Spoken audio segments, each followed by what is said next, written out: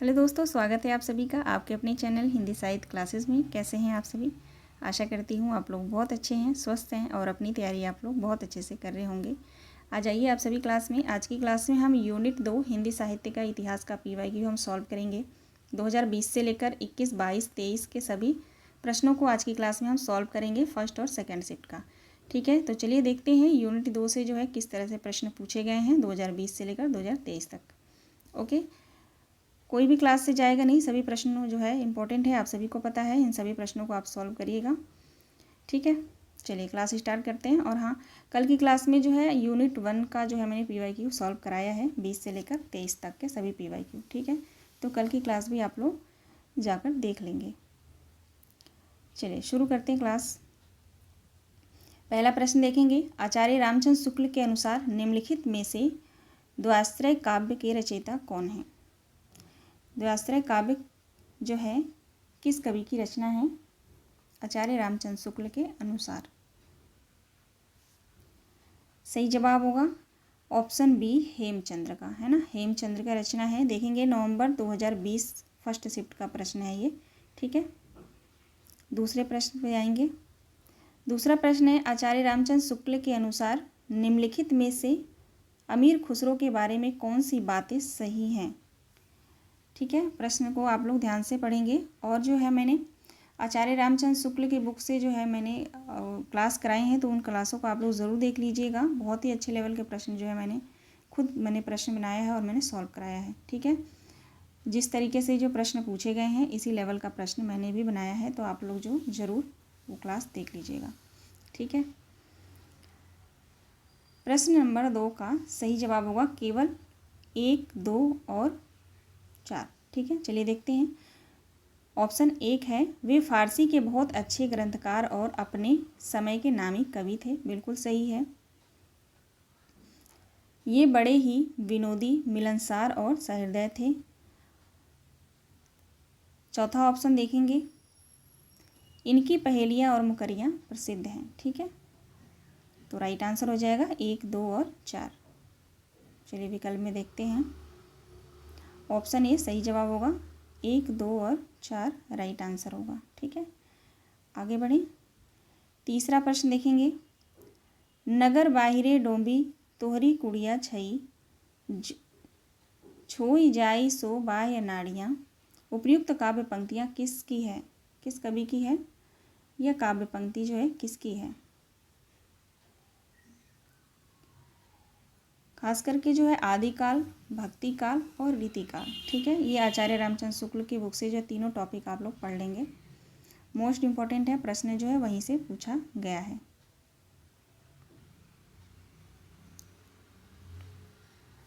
Right answer हो जाएगा कढ़ापा। ठीक है ना, ये पंक्तियाँ जो है कढ़ापा कवि की है। आगे देखेंगे। अगला प्रश्न है, गोरी सोवे सेज पर मुख पर डाले केस चल खुसरो घर आपने रैन भई चहु देश। उपयुक्त दोहा अमीर खुसरो ने किस संदर्भ में, किसके संदर्भ में कहा है? ठीक है, किसके संदर्भ में कहा है? आप सभी को पता है, बिल्कुल आसान प्रश्न है। हजरत निज़ामुद्दीन औलिया के मृत्यु पर जो है ये पंक्ति कहा था अमीर खुसरो ने। ठीक है, नेक्स्ट क्वेश्चन देखेंगे। आचार्य रामचंद्र शुक्ल के अनुसार नाथों की संख्या कितनी मानी गई है? तो आप जो है बहुत अच्छे से जानते हैं नाथों की संख्या कितनी है, 9। ठीक है, 9 मानी गई है। छठा प्रश्न देखेंगे, दव्य सहाव पयास को गाथा या साहित्य की प्रकृति में निम्नलिखित में से किसने रूपांतरित किया है? वररुचि ने, पुष्यदंत ने, देवसेन ने, माइल धवल ने। दव्य सहाव पयास, इसका दूसरा नाम है द्रव्य स्वभाव प्रकाश भी नाम है। ठीक है ना, दोनों एक ही नाम है। को गाथा या साहित्य की प्रकृति में निम्नलिखित में से किसने रूपांतरित किया है? तो आपको पता है माइल धवल, है ना। माइल धवल राइट आंसर होगा। बिल्कुल आप लोगों को जो है, मुझे भरोसा है कि आप लोगों ने PYQ सॉल्व किया है, रिवीजन है आप लोगों का। जिन्होंने नहीं किया है क्वेश्चन ध्यान से देखेंगे और जो भी कमी है उसके अनुसार जो है अपनी कमी को सुधारेंगे। ठीक है, सातवां प्रश्न देखेंगे। अपभ्रंश या प्राकृत भाष हिंदी के पद्यों का सबसे पुराना पता तांत्रिक और योग मार्गी बौद्धों की सांप्रदायिक रचनाओं के भीतर विक्रम की 7वीं शताब्दी के अंतिम चरण में लगता है। यह कथन किस आलोचक का है? श्याम सुंदर दास का है, रामचंद्र शुक्ल का है, हजारी प्रसाद द्विवेदी का है या रामविलास शर्मा का है? तो ये जो कथन दिया गया है आचार्य रामचंद्र शुक्ल का है, ठीक है, उनके बुक से ही है ये, बिल्कुल ठीक है। 8वें प्रश्न पे चलेंगे। 8वां प्रश्न है, आचार्य रामचंद्र शुक्ल के अनुसार अमीर खुसरो के विषय में निम्नलिखित में से कौन सी बातें सही हैं? ठीक है, आचार्य रामचंद्र शुक्ल के बुक आप पढ़ेंगे आदिकाल। आदिकाल में जितने भी कवि दिए गए हैं उन कवियों के बारे में पर्सनली पूछा जाता है, ठीक है ना। तो वो आप लोग जो है एक एक कवि के बारे में आप लोग पढ़ लेंगे। और जो मैंने भी प्रश्न बनाए हैं तो बहुत अच्छे से मैंने कवियों को लिया है वहाँ पे। तो आप लोग जो है जो मेरी क्लासेस जो मैंने सॉल्व कराए हैं प्रश्न, उन क्लासेस को आप लोग ज़रूर देख लेंगे, ठीक है। क्वेश्चन नंबर 8 का राइट आंसर क्या होगा? सही जवाब होगा केवल 1, 2 और 3, ठीक है। देखते हैं। ऑप्शन 1 है, कबीर की अपेक्षा खुसरो का ध्यान बोलचाल की भाषा की ओर अधिक था, ठीक है। दूसरा ऑप्शन है, खुसरो का लक्ष्य जनता का मनोरंजन था। सही है, बिल्कुल, है ना। तीसरा देखेंगे, खुसरो के समय में बोलचाल की स्वाभाविक भाषा घिस कर बहुत कुछ उसी रूप में आ गई थी जिस रूप में खुसरो में मिलती हैं, ठीक है। तो बिल्कुल सही है, 1, 2 और 3 बिल्कुल सही है। चौथा जो है गलत है, ठीक है। चलिए विकल्प में देखते हैं, 1, 2 और 3। ऑप्शन ए राइट आंसर होगा केवल 1, 2 और 3, ठीक है। अब सेकंड शिफ्ट के प्रश्न हम सॉल्व कर रहे हैं, देख रहे हैं नवंबर में जो सेकंड शिफ्ट में प्रश्न आया था 2020 में, ठीक। 9वां प्रश्न देखेंगे, अमीर खुसरो के बारे में सही तथ्य कौन से हैं? अमीर खुसरो के बारे में सही तथ्य कौन से हैं? चलिए पहले ऑप्शन देखते हैं। ऑप्शन 1 देखेंगे, उनका जन्म पटियाला में हुआ था। दूसरा ऑप्शन ए, वे निजामुद्दीन औलिया के शिष्य थे। तीसरा ऑप्शन, वे ईरान और भारत के फारसी में लिखने वाले चोटी के कवियों में एक थे। चौथा ऑप्शन है, उन्होंने कहा था कि मैं हिंदुस्तान की तूती हूँ, मुझसे कुछ पूछना है तो फारसी में पूछो। तो बिल्कुल चौथा ऑप्शन आपको पढ़ते ही पता चल गया, चौथा नहीं होगा, ठीक है। केवल 2 और 3 बिल्कुल सही हो जाएगा। निजामुद्दीन औलिया के शिष्य थे और वे ईरान और भारत के फारसी में लिखने वाले चोटी के कवियों में एक थे, ठीक है। राइट आंसर हो जाएगा 2 और 3। आगे बढ़ेंगे।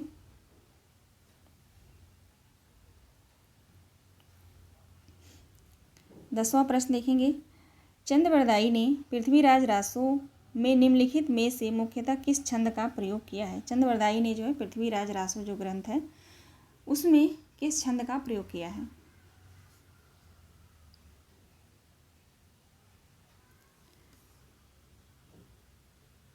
राइट आंसर क्या होगा क्वेश्चन नंबर 10 का? सी सही हो जाएगा ना, कवित्त। ऑप्शन सी राइट होगा, ठीक है। ऑप्शन सी कवित्त छंद। आगे देखेंगे अगला प्रश्न, निम्नलिखित में से कौन चंदनबाला रास के रचयिता हैं? जिन धर्मसूरी, सुमतिगढ़, मुनि जिन विजय या आशुक कवि? चंदनबाला रास किसकी रचना है?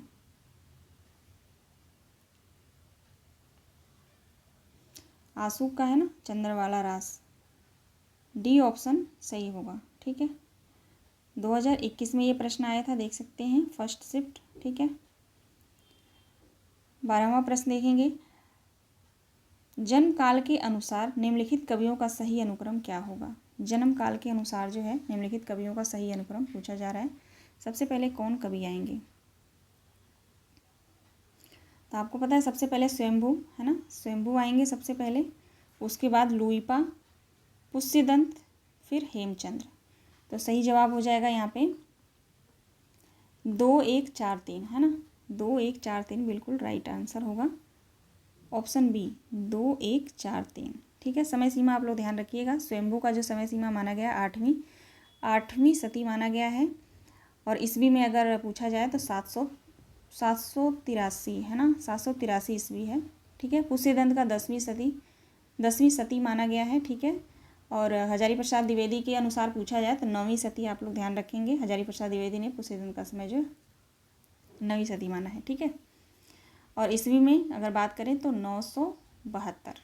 ओके, 972 ईस्वी। हेमचंद्र का जो आप लोग ध्यान रखिएगा 1088 ईस्वी में। ठीक है, एक बार मैं लिख देती हूँ। ठीक है, हेमचंद्र का जो है 1088 ईस्वी, और शंभू का 783। लुइपा का यहाँ हो जाएगा 773।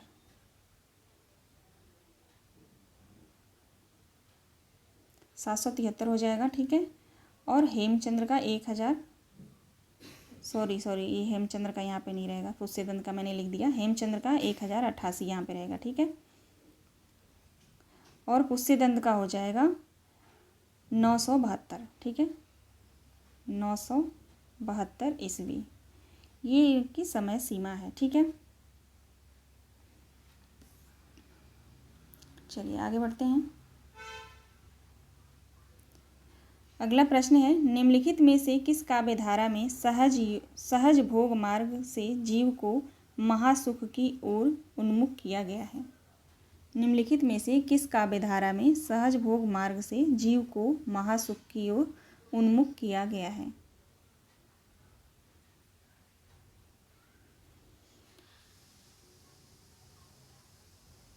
सही जवाब हो जाएगा सिद्ध साहित्य को, है ना। सिद्ध साहित्य राइट आंसर होगा।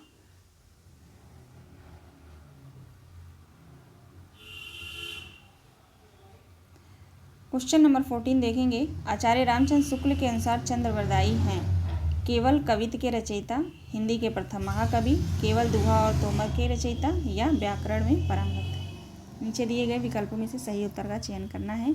आचार्य रामचंद्र शुक्ल के अनुसार जो है चंद्रवरदाई के बारे में आपको बताना है।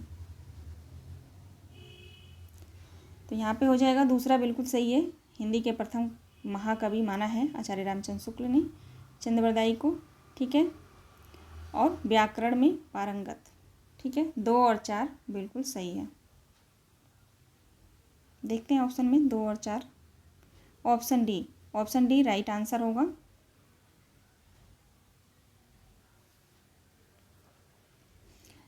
क्वेश्चन नंबर, एक मिनट, एक क्वेश्चन जो मैंने आपको अभी सॉल्व कराया है,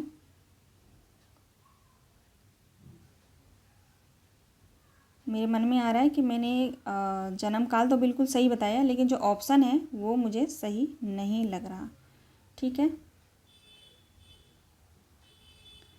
जन्म काल के अनुसार जो है लुइपा पहले आएंगे, लेकिन नहीं, सबसे पहले कवि तो शंभू ही आएंगे। ठीक है, तो ठीक है, सही है। ठीक है, बाकी कुछ गलत होगा तो आप लोग मुझे कमेंट जरूर करिएगा, मुझे बताइएगा। ठीक है, जन्म काल जो मैंने बताया वो बिल्कुल सही है। ओके, देखेंगे क्वेश्चन नंबर 15। भला हुआ जो मारिया बहड़ी महारात कंतु, लज्जिन तू बैस वहु जई भग्गा घरु एंतु, का तात्पर्य क्या है? हे बहना, अच्छा हुआ जो तेरा कंत मारा गया। बी ऑप्शन, अच्छा नहीं हुआ क्योंकि वो मारे जाने के लायक भी नहीं था। सी ऑप्शन देखेंगे, उसके मारे जाने से देश का भला ही हुआ। डी ऑप्शन है, हे बहन, युद्ध में अपने पति को मारे जाने से मैं खुश हूँ क्योंकि मैं सखियों के बीच लज्जा से बच गई। नीचे दिए गए विकल्पों में से सही उत्तर का चयन करना है। तो आप लोग जो है राइट आंसर आपको पता चल गया होगा। इसमें जो है ए बिल्कुल सही है। ठीक है, हे बहना, अच्छा हुआ तेरा कंत मारा गया, और डी ऑप्शन सही है। ठीक है, ए और डी बिल्कुल सही है और कई बार पूछा गया है ये। ठीक है, ए और डी राइट आंसर होगा ऑप्शन ए। ऑप्शन ए सही जवाब है। चलेंगे नेक्स्ट क्वेश्चन पे। देवगिरी को जीतकर दिल्ली आने के बाद चामुंड राय दाहिम ने पृथ्वीराज को किस बात के लिए प्रेरित किया? आप लोग जो है आचार्य रामचंद्र शुक्ल का जो सीरीज़ मैंने कराया है, क्वेश्चन जो सॉल्व कराया है, उसमें आप लोग आदिकाल से जो क्वेश्चन मैंने सॉल्व कराया है ना, उसमें एक प्रैक्टिस सेट उसमें है, मैं नाम नहीं याद आ रहा, उसमें मैंने जो है पृथ्वीराज रासो से सभी प्रश्नों को वहाँ पे सॉल्व कराया है। ठीक है, तो एक बार हो सकता है मैं रिवीजन क्लास में डाल दूँ, तो उस क्लास को आप लोग ज़रूर देख लीजिएगा, क्योंकि मुझे पूरा विश्वास है कि अगर पृथ्वीराज रासो से कोई भी क्वेश्चन आएगा तो आपका जो है वहाँ पे आप लोग अगर क्वेश्चन को सॉल्व कर लेते हो तो गलत नहीं होगा। ठीक है, क्वेश्चन नंबर 16 का राइट आंसर बताएंगे आप लोग क्या होगा। रेवा तट पर मृग्या के लिए, ठीक है ना, रेवा तट पर मृग्या के लिए राइट आंसर होगा option A.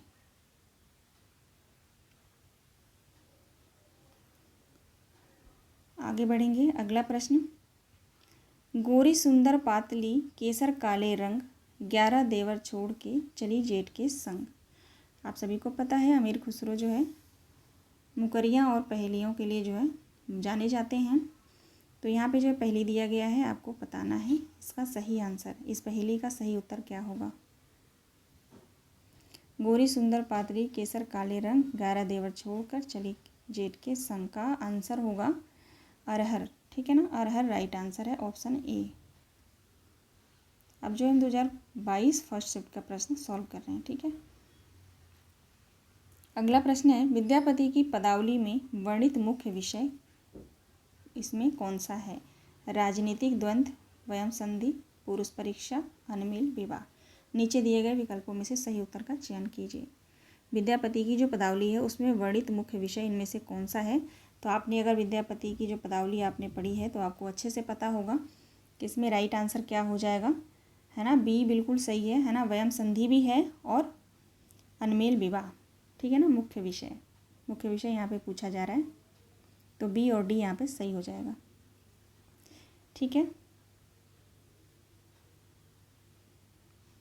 Option C right answer होगा, बी और डी। अगला प्रश्न है, पौन चलत वह देड़ बहावे, जल पीवत वह जीव गंवावे। है वह न्यारी सुंदर, है वह प्यारी सुंदर नार, नार नहीं पर है वह नार। इस पहेली का सही उत्तर क्या होगा। इस पहेली का सही जवाब दीजिए आप लोग। इस पहेली का सही आंसर होगा आग। ठीक है, आग है राइट आंसर, ऑप्शन डी हो जाएगा। चलेंगे अगले प्रश्न पे। रेवा तट समय में वर्णित गजनी नरेश की मुक्ति से संबंधित कौन सी बातें सही हैं। ऑप्शन ए, गजनी नरेश के अमीरों ने दंड स्वरूप हाथी घोड़े और मणि माणिक्य देकर गोरी को बंदी गृह से मुक्त कराया। ऑप्शन बी देखेंगे, खिज्र खां और दूसरे मुसलमानों के दबाव में आकर पृथ्वीराज चौहान ने गोरी को मुक्त किया। सी ऑप्शन, सुलह और शांत स्थापित करके पृथ्वीराज ने गजनी नरेश को ससम्मान उसके घर पर भेजा। डी ऑप्शन देखेंगे, पृथ्वीराज ने गजनी नरेश को पुनः युद्ध न करने की चेतावनी देकर भगा दिया। नीचे दिए गए विकल्पों में से सही उत्तर का चयन करना है। तो आप लोग प्रश्न पहले पढ़ लीजिए, फिर विकल्प हम देखते हैं। सही आंसर हो जाएगा यहाँ पे ए और सी। ठीक है, ए और सी बिल्कुल सही है, ए और सी। ठीक है, रेवा तट समय के बारे में आज पूछा गया है, ध्यान रखिएगा। ए और सी सही जवाब है, ऑप्शन बी ए और सी। चलेंगे अगले प्रश्न पे। रेवा तट समय के तथा पृथ्वीराज रासो के वे सारे छंद जिन्हें चंद्रवरदाई ने कवित्त संज्ञा दी है, वे छंद ग्रंथों में दिए हुए कवित्त के लक्षणों में नहीं मिलते। कवित्त संज्ञक वे छंद हैं सवैया, धनाक्षरी, रोला या छप्पै। राइट आंसर हो जाएगा छप्पै। ठीक है ना, छप्पै आंसर बिल्कुल सही है। क्वेश्चन को ज़रा ध्यान से आप लोग पढ़ेंगे एक बार और, है ना। रेवा तट समय के तथा पृथ्वीराज रासो के वे सारे छंद, जो पृथ्वीराज रासो में जो सारे छंद हैं जिन्हें चंद्रवरदाई ने क्या नाम दिया है, कवित्त की संज्ञा दी है। ठीक है, वे छंद ग्रंथों में दिए हुए कवित्त के लक्षणों से नहीं मिलते हैं। ठीक है, वे छंद जो है छंद ग्रंथों में दिए हुए कवित्व के लक्षणों से नहीं मिलते हैं। कवित्व संज्ञा के वे छंद कौन सा है वो पूछा गया है। ठीक है, तो छप्पय होगा। अब आगे चलेंगे, अगला प्रश्न, प्रश्न नंबर 22। हिंदी साहित्य के इतिहास आचार्य रामचंद्र शुक्ल के आदिकाल के प्रारंभिक 4 प्रकरणों का सही अनुक्रम क्या है। तो आप लोग जो है प्रकरण आप लोग ध्यान रखेंगे, भक्तिकाल, आदिकाल, रीतिकाल का। ठीक है, भक्तिकाल को कितने प्रकरण में बांटा है, आदिकाल को कितने में, बहुत अच्छे से मैंने आचार्य रामचंद्र शुक्ल का जो सीरीज़ मैंने कराया है उसमें बहुत अच्छे से मैंने बताया है। ठीक है, तो यहाँ पे देखेंगे सबसे पहले क्या आएगा, सामान्य परिचय आएगा, है ना। सबसे पहले जो है सामान्य परिचय, उसके बाद आएगा अपभ्रंश काव्य, फिर देश भाषा, उसके बाद फुटकल रचनाएं। ठीक है, सबसे बाद में जो है फुटकल रचनाएं आता है, तो इससे भी आप लोग पहचान लेंगे BADC। ठीक है ना, BADC।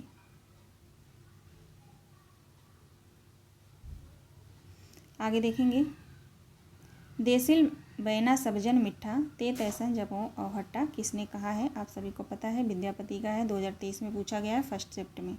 ठीक है, मार्च में जो पेपर हुआ था।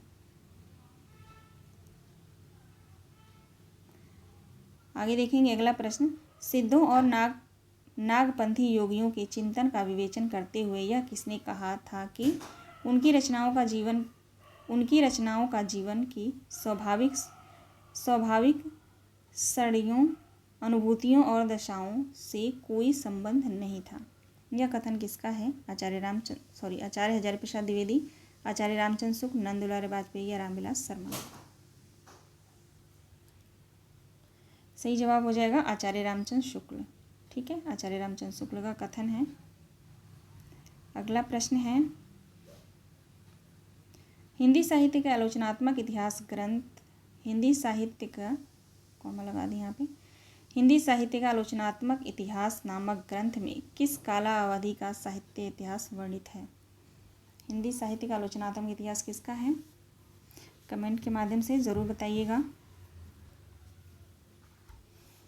क्वेश्चन नंबर 25 का राइट आंसर क्या होगा, तो यहाँ पे जो है सही आंसर हो जाएगा 693 से 1693 ईस्वी। ठीक है, 693 से 1693 ईस्वी राइट आंसर होगा। ठीक है, तो चलिए टोटल प्रश्न जो है यहाँ पे 25 थे। आप सभी को पता है आदिकाल भक्तिकाल से जो है प्रश्न ज़्यादा नहीं पूछा जाता है। UGC नेट में ज़्यादा फोकस जो है NTA उस पर यूनिट 5 से लेकर यूनिट 10 तक पे ज़्यादा प्रश्न आते हैं और अच्छे लेवल के प्रश्न आते हैं। आप सभी को पता है पिछले जब भी पेपर हुआ है जून में, उस पेपर को देखने के बाद तो आपको सबको अच्छे से पता है कि किस लेवल के प्रश्न पूछे जाते हैं। ठीक है, तो आप लोग जो है रिवीजन करिएगा, ज़्यादा फोकस जो है यूनिट 5 से लेकर यूनिट 10 तक पे आप लोग ज़्यादा देंगे फोकस। ठीक है, और इनका जो है आप लोग रिवीजन बार बार करते रहिएगा। तो आशा करती हूँ आप लोग पहले से पढ़ते आ रहे हैं, जो न्यू स्टूडेंट हैं उनको कह रही हूँ बार बार रिवीजन करते रहेंगे। ठीक है, तो चलिए मिलते हैं नेक्स्ट वीडियो में। आप सभी दोस्तों का बहुत बहुत धन्यवाद। ठीक है, क्लास पसंद आई हो तो लाइक और सब्सक्राइब आप लोग ज़रूर कर दीजिएगा, कमेंट भी करिएगा कि क्लास कैसी रही। ठीक है, चलिए।